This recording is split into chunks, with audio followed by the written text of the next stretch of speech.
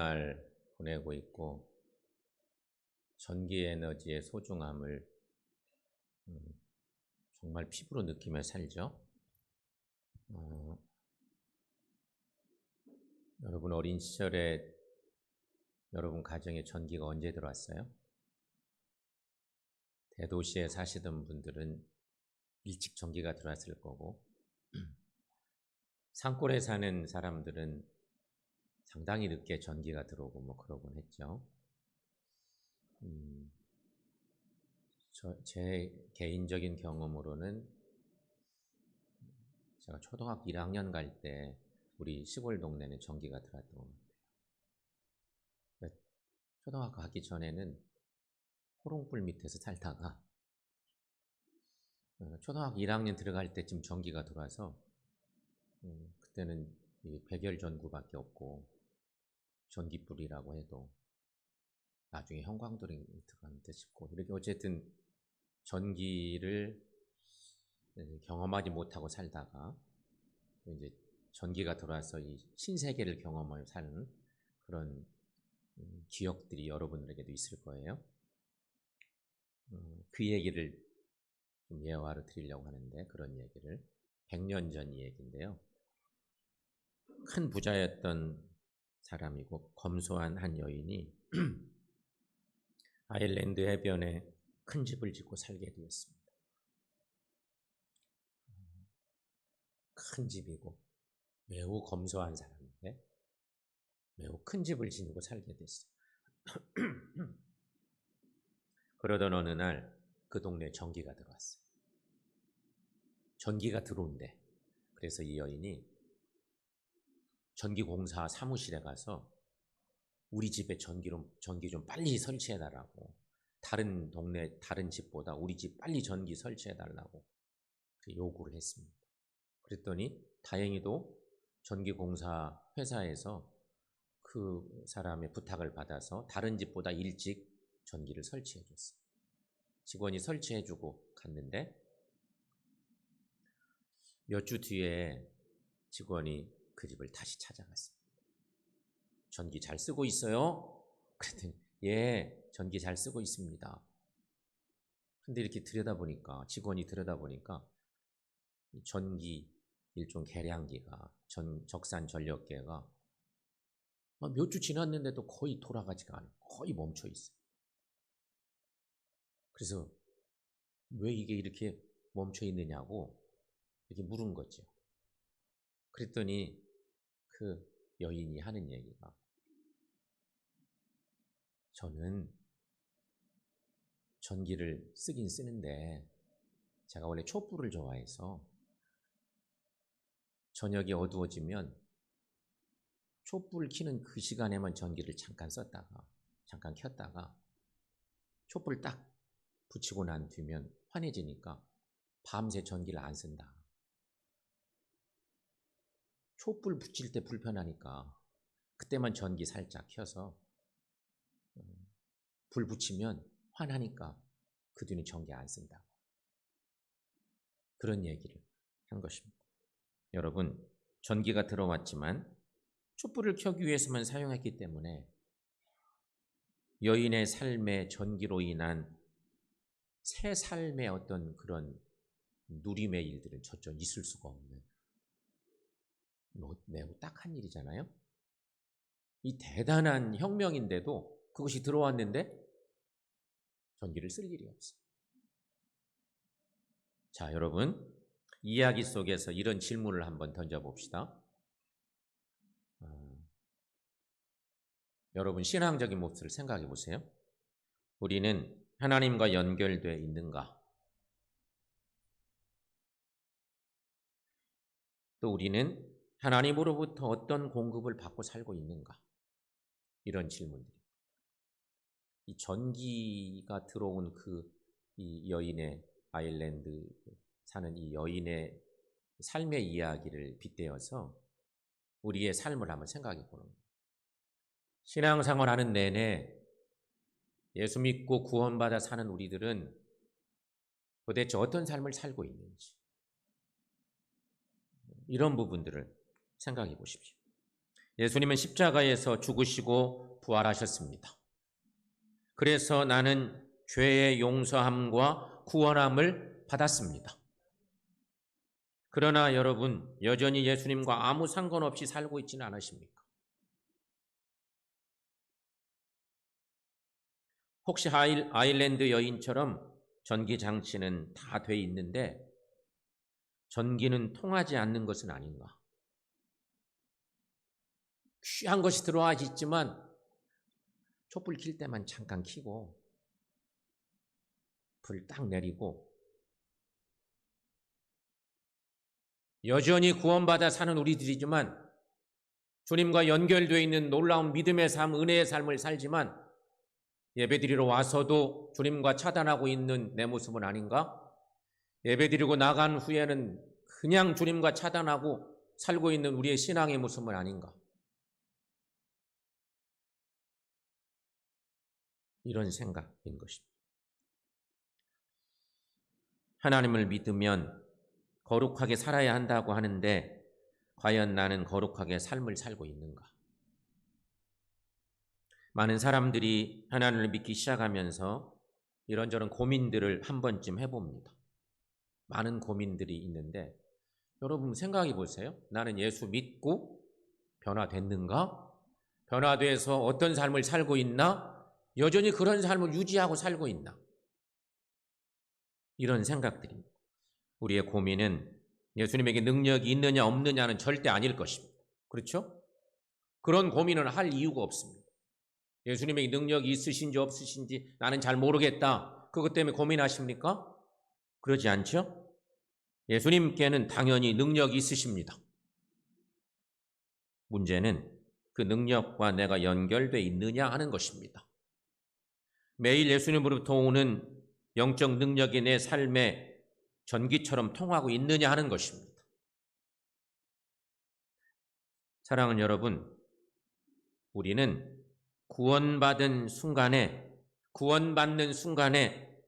우리 안에 예수님과 통하는 영적 전기장치가 설치되어 있다는 사실을 믿고 사시기를 축원합니다. 이게 믿음의 삶의 고백 아닙니까? 그렇다면 이 고백이 이 믿음에 있다면 우리는 거룩하게 살 준비가 이미 되어 있는 존재들인 것입니다.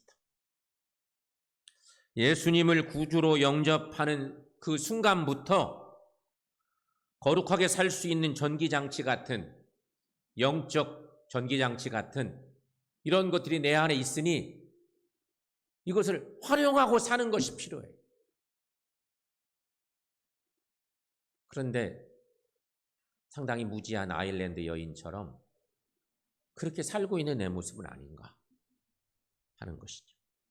그렇다면 여러분 생각해 봅시다. 여러분의 삶에 실제로 전기가 통하고 있습니까?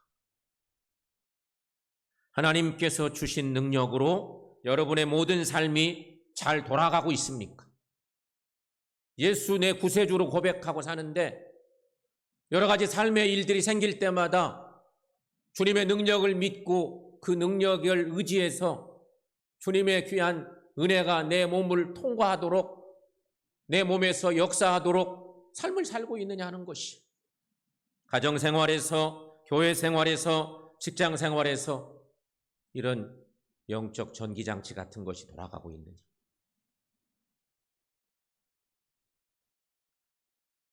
성도의 삶이 잘 돌아가게 하려면 여러분 우리 편에 살 일도 있습니다.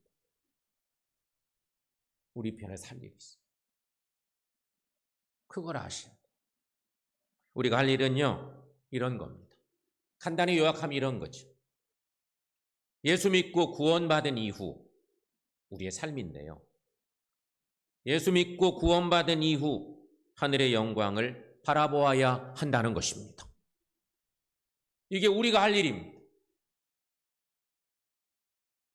많은 세상 사람들 중에 우리를 불러내셔서 그건 에클레시아라고 그랬잖아요. 교회를 이루게 하셨어요.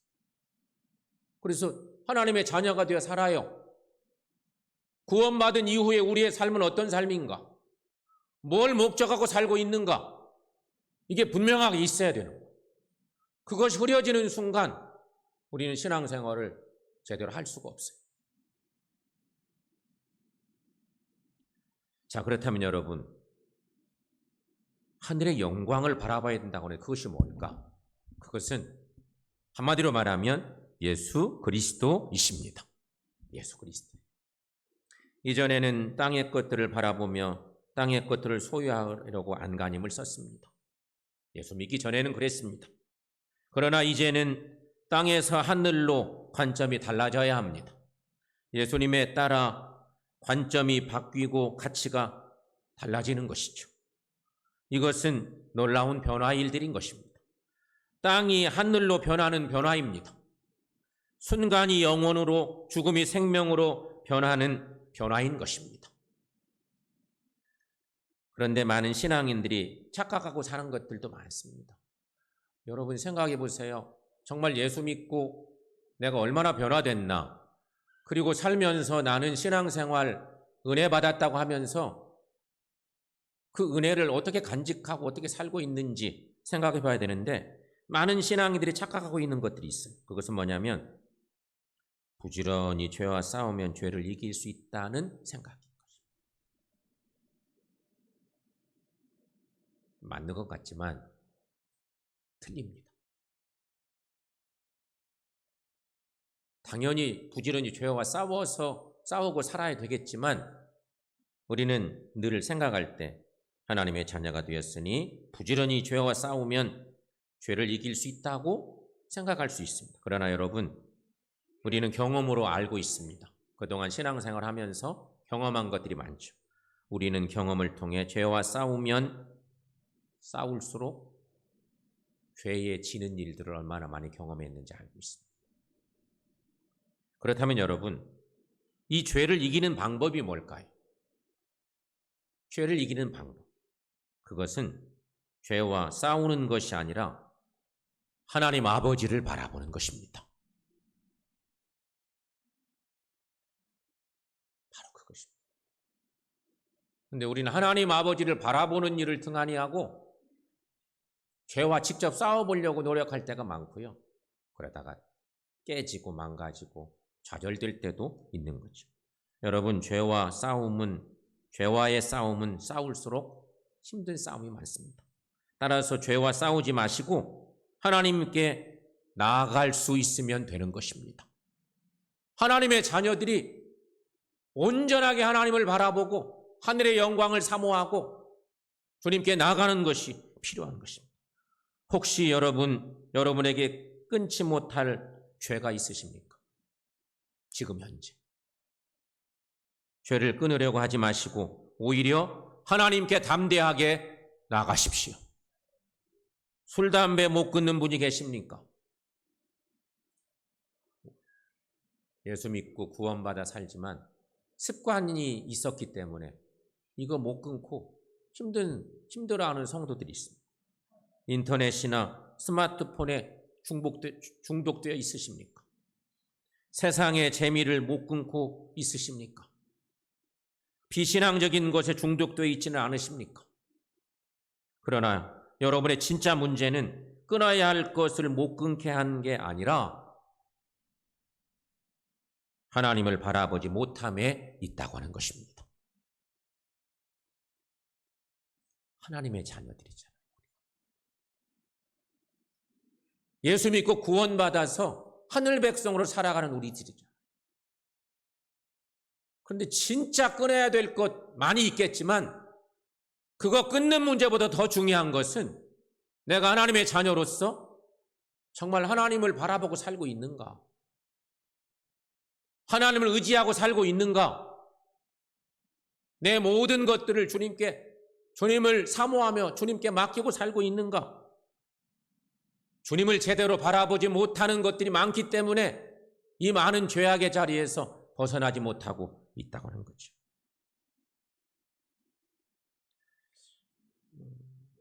우리 가정에 어린아이들이 있습니다. 특별히 아이들이 초등학교 저학년 다닐 때쯤, 초등학교 전체도 그럴 수도 있겠어요. 초등학교 다니는 아이들 엄마 아빠 따라서 쇼핑을 갔다고 해봅시다. 그럼 아이들이 원하는 게 뭐겠어요? 남자아이들은 대부분 문구점에 가면 남자아이들이 좋아하는 것은 로봇이나 총 이런 걸 좋아합니다. 이게 생리적으로 그렇습니다. 남자아이들이 대부분 그렇습니다. 여자아이들은 반대로 상반되게 인형이나 이런 것들을 좋아하죠. 초등학교 2, 3학년 저학년 다니는 동안에는 이 로봇이나 인형 같은 것이 엄마 아빠 다음으로 최고 좋을지도 몰라요. 근데 그거 나쁜 게 아니에요. 좋아해야 맞아요. 인형 뭐 이런 거에도 생명이 있는 줄 아니까 그냥 온갖 애정을 쏟고 너무너무 집착하고 좋아하죠.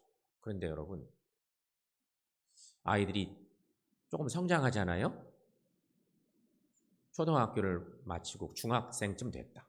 그럼 어떻게 되겠어요? 남자아이들이 지금도 막 로봇을 가지고 다니겠어요? 인형을 가지고 다니는 여자아이들 있겠어요? 가끔 있겠지만 성장하면 그런 것들은 아무것도 아닌 것처럼 보여져서 다른 더 좋은 것을 붙들게 되어 있습니다. 그런데 만약에 이놈들이 중학생이 되고 고등학생이 됐는데도 여전히 로봇을 막 좋아하고 인형을 좋아하고 있어. 그럼 어떻게 돼요? 걱정이 됩니다. 아이고, 큰일 났네. 다른 곳에 또 관심을 둬야 되는데 그렇게 되면 안 돼요. 여러분, 신앙생활도 마찬가지. 우리의 믿음 생활도 똑같아요. 이런 원리로 생각합니다. 근데 우리의 신앙생활은 어떤가? 이런 부분들을 생각해 보세요. 그러므로 여러분, 그리스도인에게 최고는 하나님의 얼굴입니다. 하나님의 얼굴입니다. 하나님의 얼굴을 바라보십시오. 그것이 바로 신앙의 최고의 단계의 행복인 것입니다. 하나님을 바라보면 죄도 이길 수 있습니다.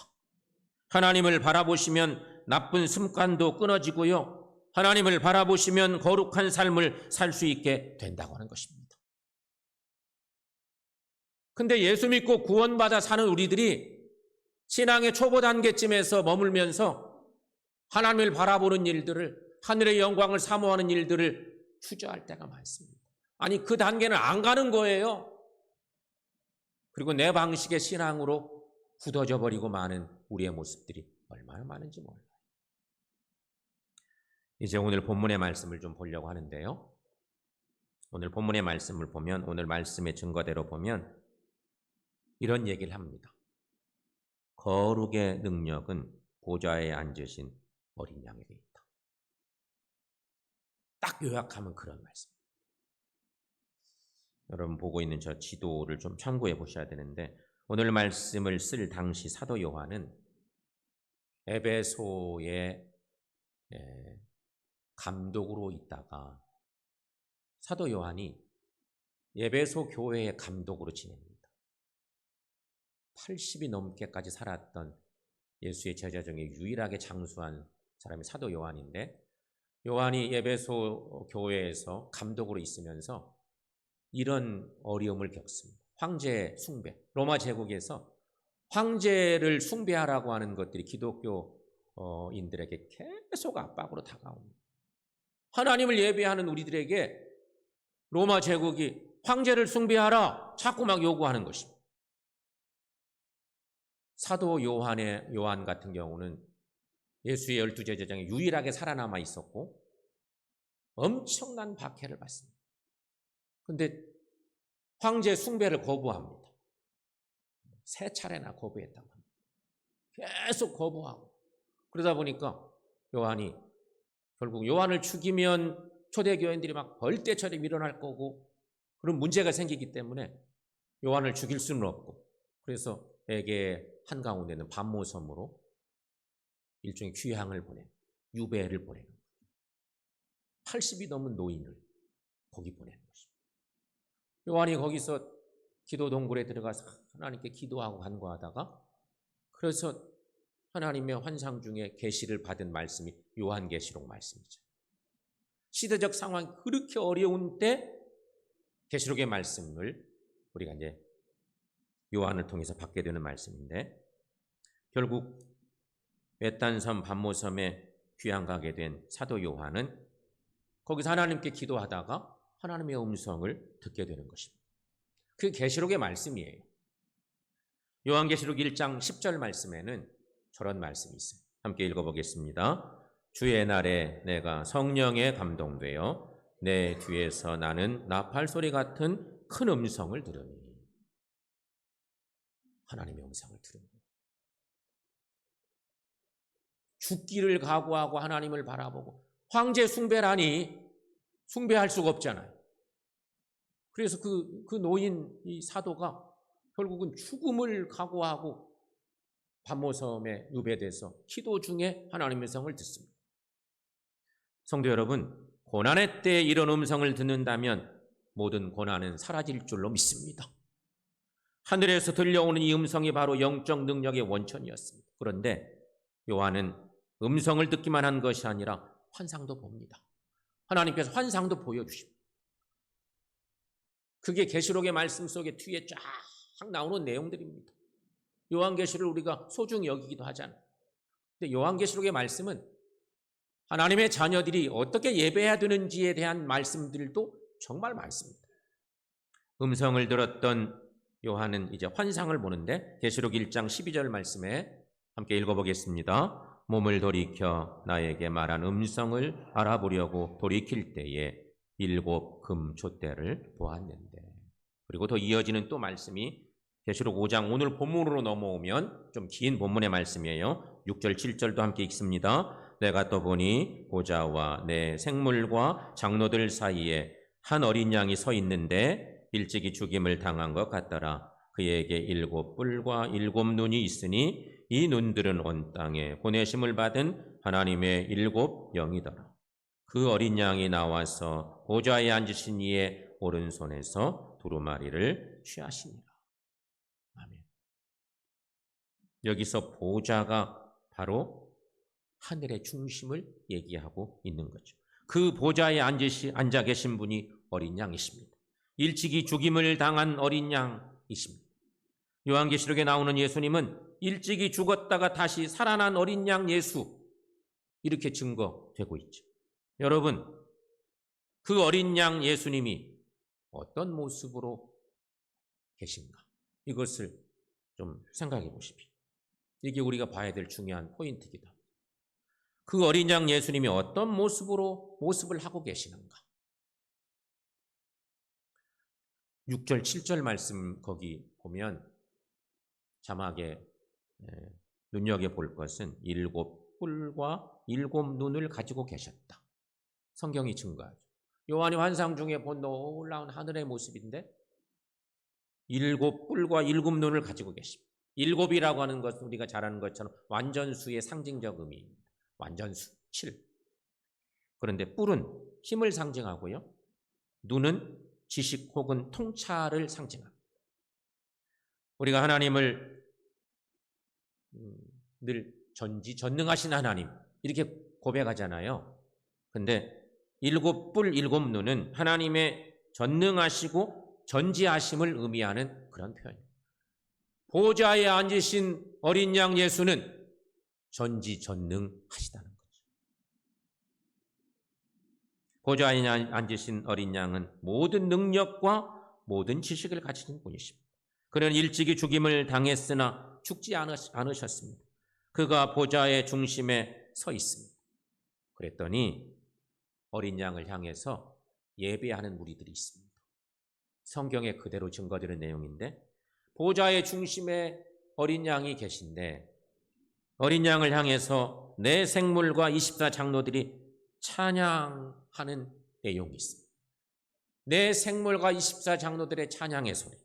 오늘 본문 9절에서 10절 말씀인데요. 9절 10절 말씀. 자,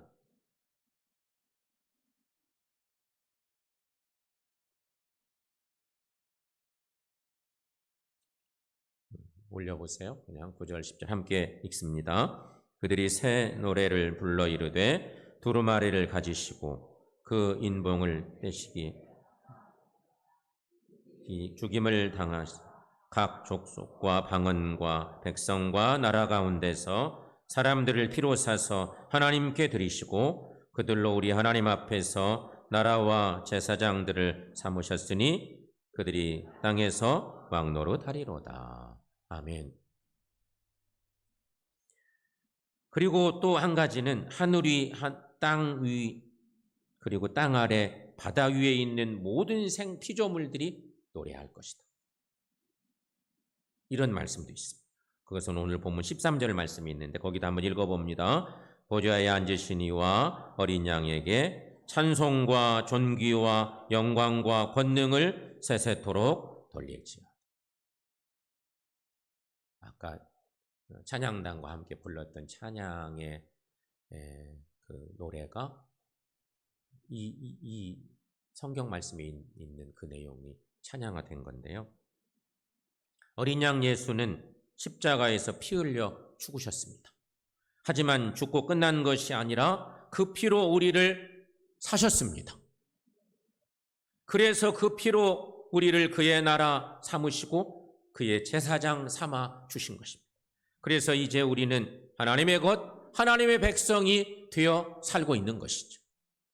이게 예수 믿고 구원받은 하나님의 자녀의 삶의 모습인 것이. 그런데 특히 오늘 본문의 말씀 중에서 봐야 될 또 한 가지 중요한 말씀은 10절 말씀인데 10절 말씀을 보면 그들이 땅에서 왕노릇하리로다. 그런 말씀을 만날 수가 있습니다. 그들이 땅에서 왕노릇하리로다. 예수님께서 우리를 위해 죽고 부활한 것은 우리로 하여금 이 땅에서 왕노릇하게 하시기 위함이라는 것입니다.